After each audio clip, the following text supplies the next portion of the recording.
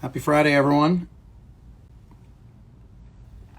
Going to be discussing a very timely topic, Haiti and the Fonkoze Foundation, which is the largest fundraising organization for all of Haiti.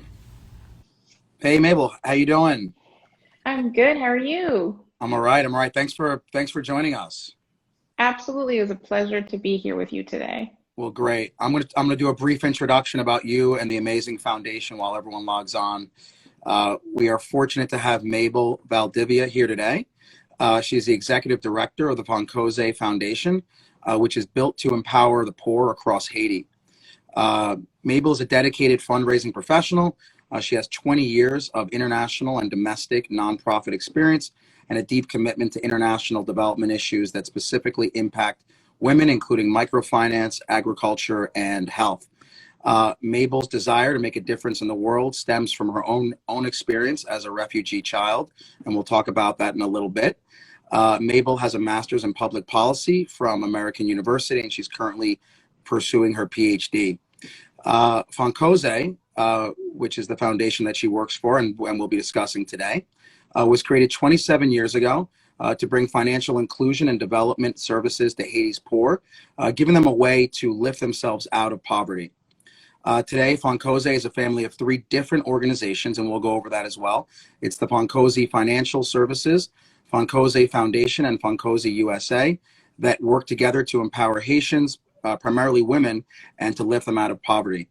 Fonkoze's main drive is to provide poor people in Haiti the access to the tools, resources, and support needed to lift themselves out of poverty. Fonkoze's programs and services have been proven effective by alleviating poverty long term. And again, we'll go over the data a little bit later. And we're here to discuss the ever relevant topic of Haiti, considering all the natural disasters that have occurred there recently. We'll go into that and how important this topic is. So again, Mabel, thanks so much for joining us. Yeah, it's a pleasure. Thank you for inviting us. This is amazing. Well, listen, I just wanted to start by maybe talk a little bit about yourself and how your history and your upbringing has affected the way you want to impact the world. Yeah, so great question. I am I'm Cuban, and when I was 4 years old, my parents and I came to the United States in the Mariel boat lift, which will be very familiar to a lot of people from South Florida, because at that time we had a lot of us arrive here. So I can't deny that experience and growing up as an immigrant child in this country, being separated from family and really culture, has really shaped, I think, a lot of who I am today, including the kind of career that I chose. We did not stay in the Miami area. My parents decided to move north. And so we didn't even grow up in the big Cuban community that many people know Miami to be.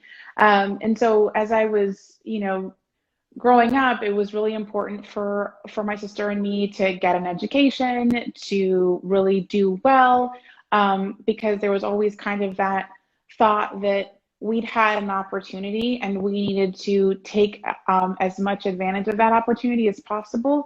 But then my parents also really instilled in us the need to keep that door of opportunity open for others and reach back and ensure that you brought others along with you. And that is probably how I got on the path of international work, and particularly the nonprofit sector.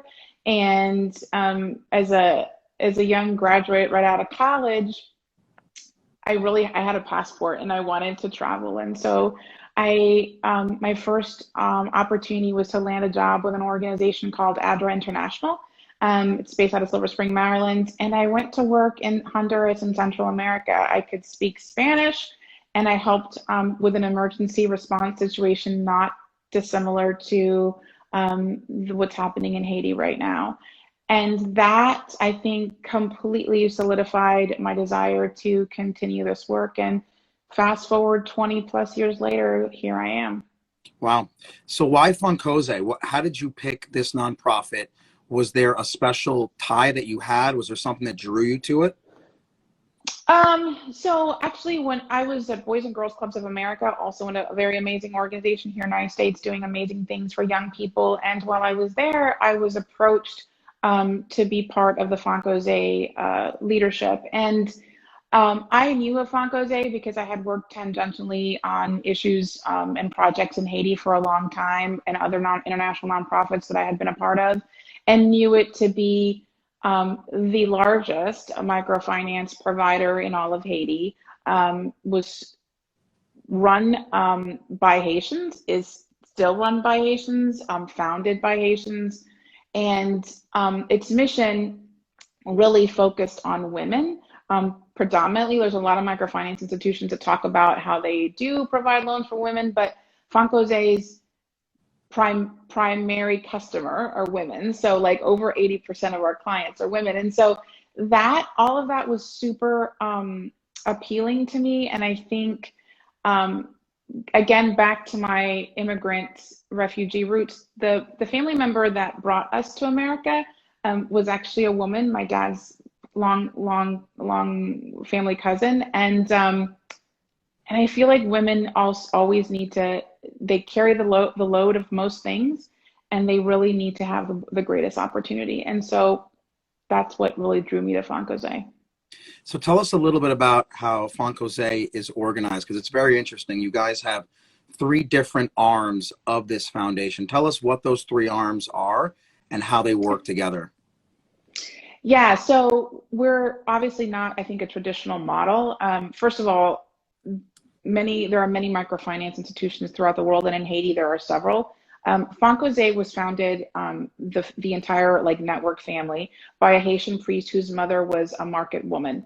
And so the organization that resulted in Fonkoze was the foundation, which was doing social programs, because the focus was that people in rural Haiti needed to have a voice to really kind of determine what their economic future was going to be. And so that's the birth of Fonkoze, was the priest with several other community advocates and people who wanted to make this happen. So the foundation was born. Sometime probably in the mid 90s, late 90s, the idea that microfinance was an opportunity, because obviously, remember, we're talking about people who want to control their economic destiny. We began doing social loans, and loaning out to different groups. And so about 2015, the organization, the foundation, the original foundation, and what we know now as SFF, the bank, separated.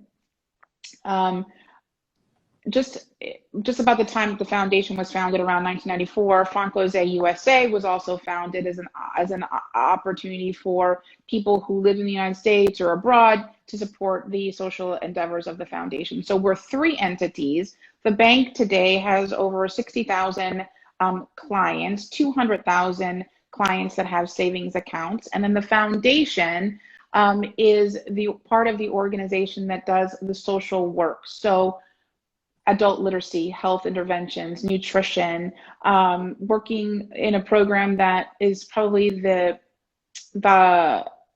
highlight of the organization, which is called CLM, which is Pathway to a Better Life. And it's a graduation program that we learned about in Bangladesh and adapted for the Haiti context.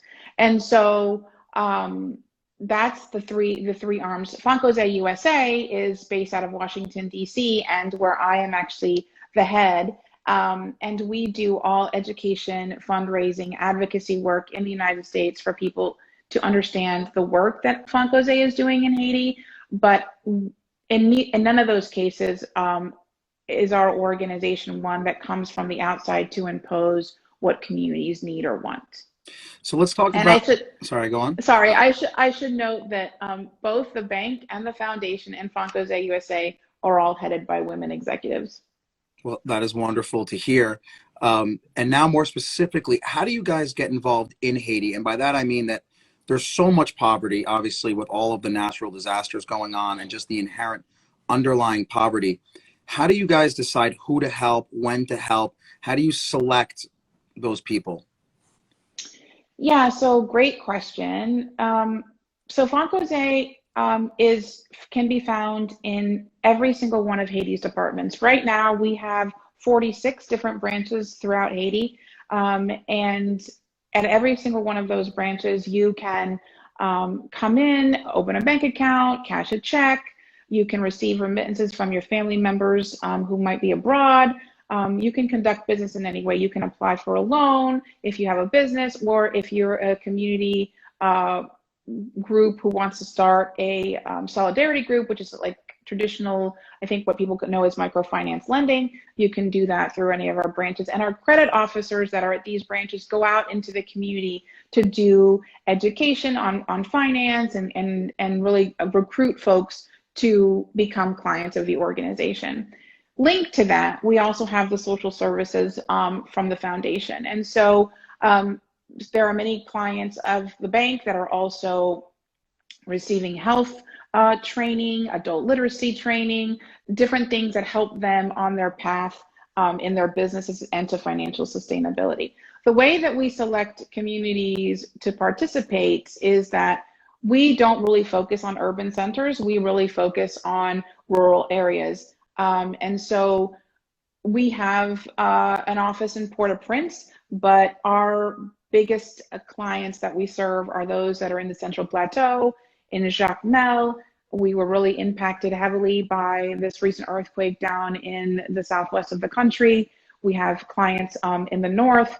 And so our focus is rural people, particularly women, and I guess the spectrum of clients are those that are super micro businesses to anyone who might even have a larger business, who may have started in the middle and has grown their business to something fantastic and is really doing well for their family.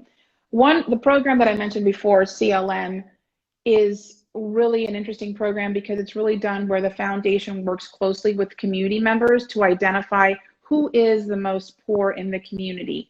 And then those people enter into an 18-month program where they're able to get themselves on their feet, able to provide their family with 2 hot meals a day, send their kids to school, be able to put a roof over their heads and live in a safe environment within their home, meaning that they might have to rebuild their home because they probably weren't living in a safe structure. That program is really a social program that we really partner with local communities very, very directly, and again, rural. And most of those people in those people in that program are all women. Now, you had mentioned before about the earthquake, and let's talk a little bit about the natural disasters down in Haiti, because they've been so horrific with the hurricanes and the earthquakes. How does your foundation react to these natural disasters? Do you guys, if there is an earthquake or there's a large hurricane, do you guys refocus your efforts in a particular area? Or do you guys respond to these natural tragedies? Yeah, so great question. So Fonkoze is not a emergency response organization. I need to be clear about that. So for the 27 plus years that we have been working in Haiti, we have been through social disasters and man-made disasters and natural disasters. In 2010, we experienced a lot of loss, both in terms of staff and clients, and just it was very difficult for all of us. And so then this recent earthquake was very difficult as well, because we have a lot of clients that are based in that area in the Southwest, in Jeremy and Lakai. We've had 3 of our branches completely not be able to be inhabited. We've moved containers to the location so that we can actually continue to service clients in that area. And sadly, we've had about 100 of our clients, I'm sorry, not 100, 10 of our clients pass away in the earthquake zone.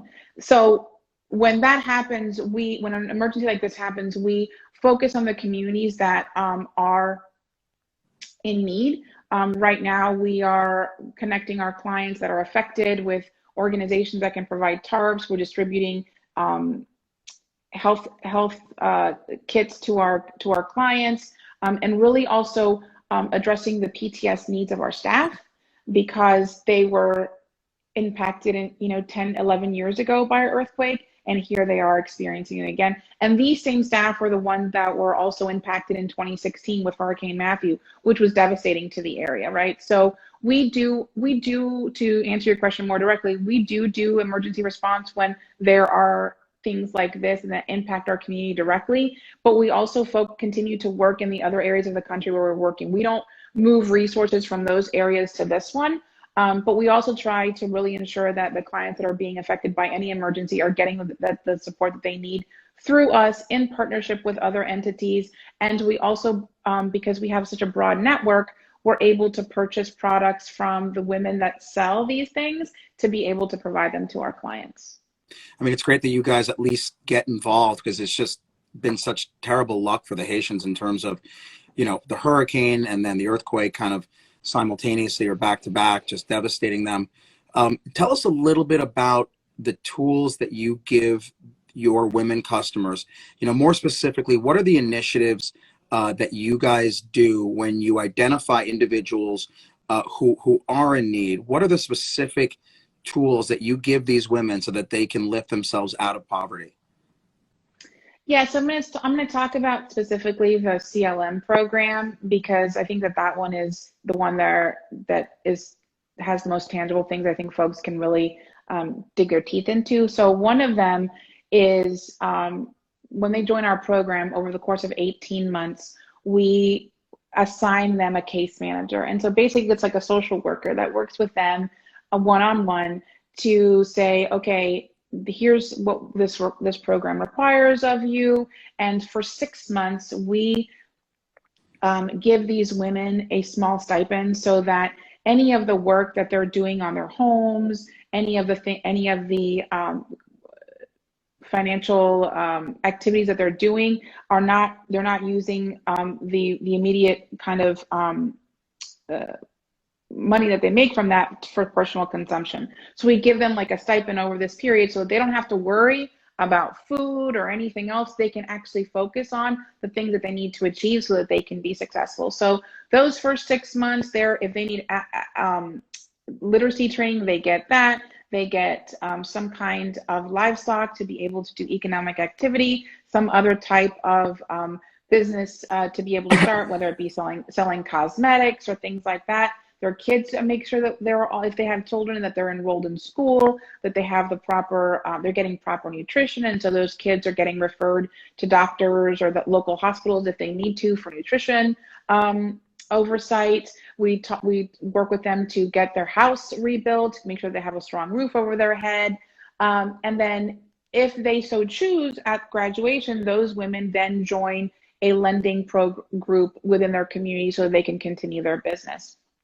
We have a study recently that shows that women that go through our program increase their financial standing by 30%. And that is, I mean, to go from zero, I know 30 is not 50 and it's still below the poverty line in America, but to have an increase of 30% is really significant. Yeah. Because it puts them it gives them the ability to dream and hope that, hey, I'm no longer invisible in this community. I matter. I know where to get things. I know how to get things done. And that is probably the single most important thing for people, to be able to know that they are seen and that they know where it is that they have to go to get things done. I want to share this with you. One of the things that we do is that we show our clients when they go to the hospital who they have to talk to, because poverty makes people invisible. And even if you know where to go my child is sick, I need to go to the hospital. Even when you show up to the hospital, you may never speak to anyone and you sit outside waiting for someone to be able to attend to you. But a whole day might pass and no one will speak to you.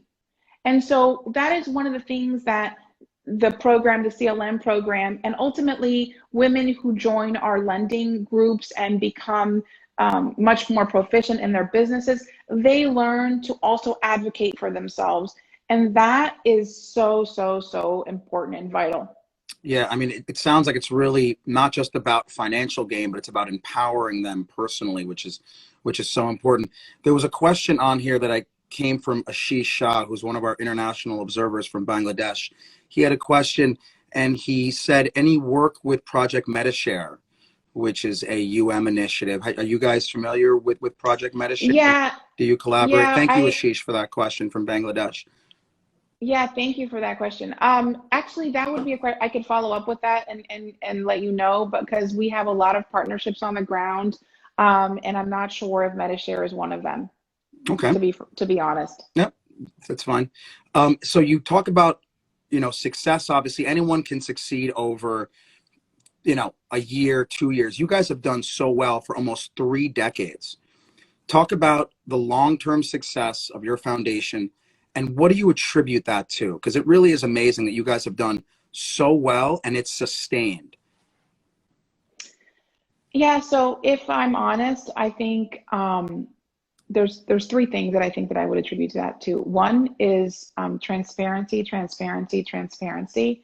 I think many organizations sometimes can start and have good intentions, but things happen and they don't want to be honest with supporters and things like that.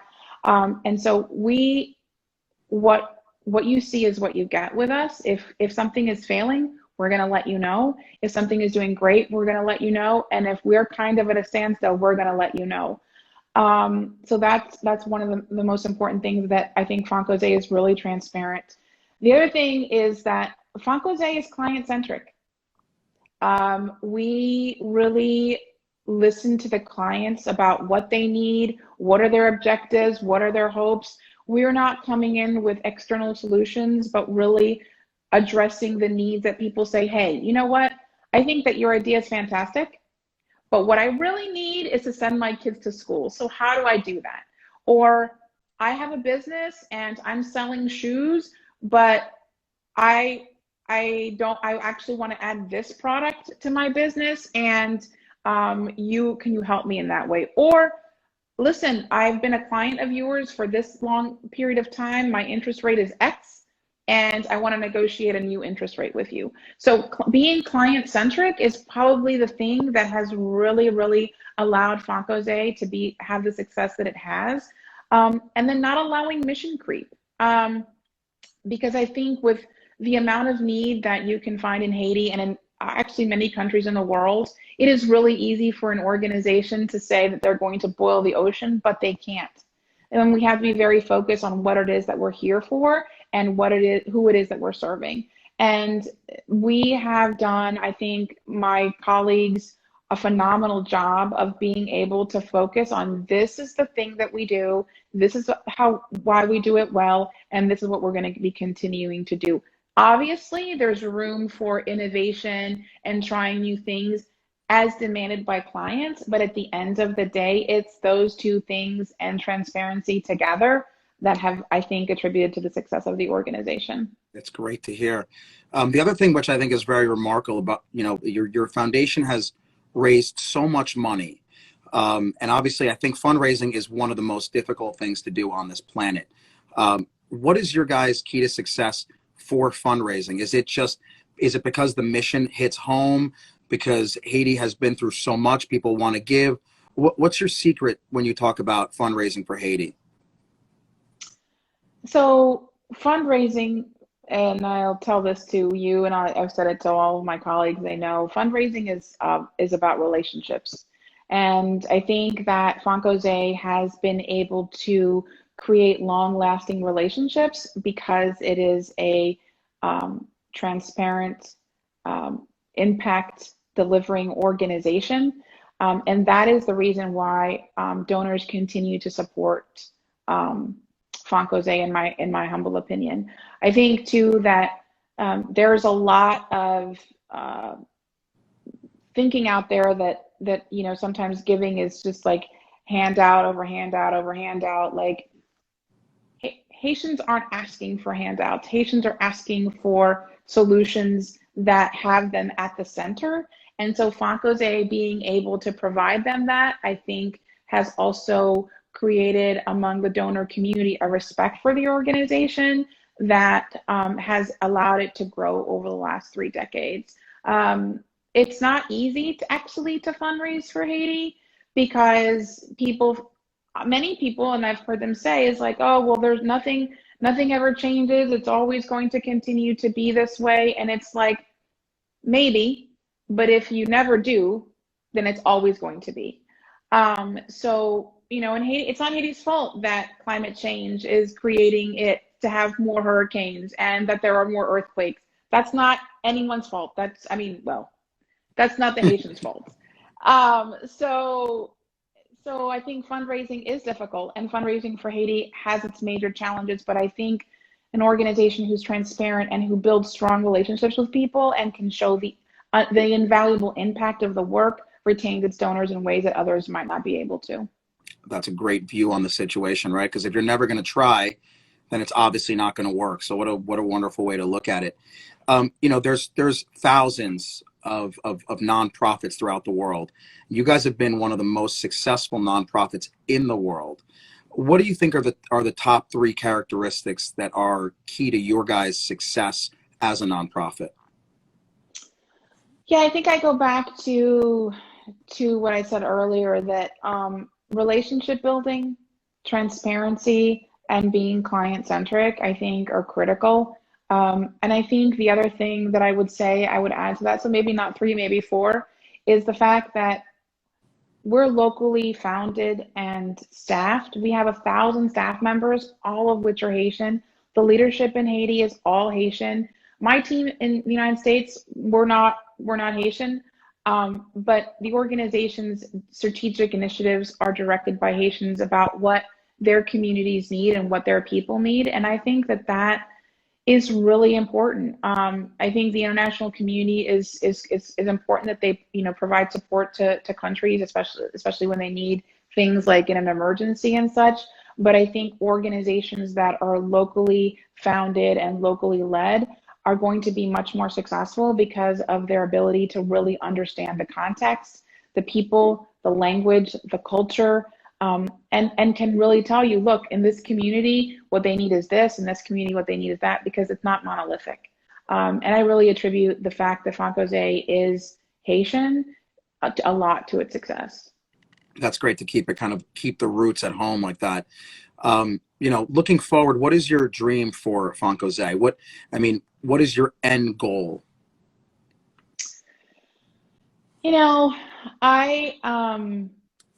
The vision of Fonkoze is for Haiti to have the Haitian people that we serve be able to completely lift themselves out of poverty. So we really see a future for Haiti that's bright, and one where people aren't living in abject poverty all of the time.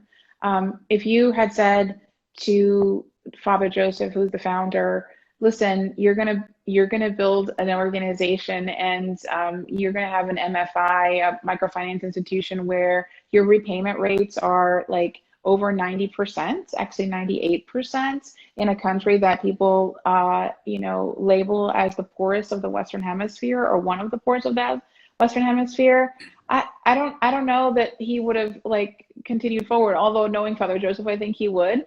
But for most people, that they would have thought twice about that. And I think that Fonkoze has already broken through so many preconceived notions about what Haiti is and what a Haitian organization is, that I really feel like the future is it can be anything. And with the work that Fonkoze continues to do in Haiti, and providing opportunity for people, I'm hopeful that in my lifetime we will be able to see a Haiti where women are being successful and have strong businesses, and people are not talking about it as a poverty place all of the time.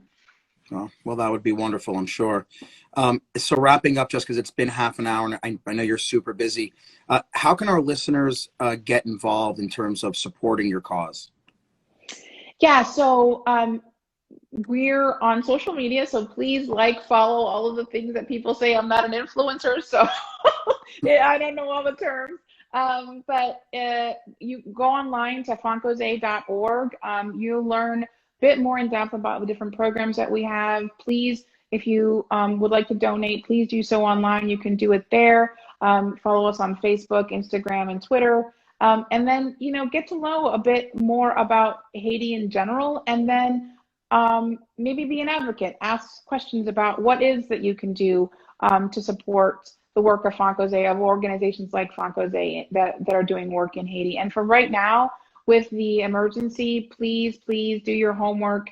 And when you're making donations, make sure that they're going to organizations that are really doing the work in the region that is being affected. Wow. Listen, Mabel, well said. I just wanted to say thank you for your time.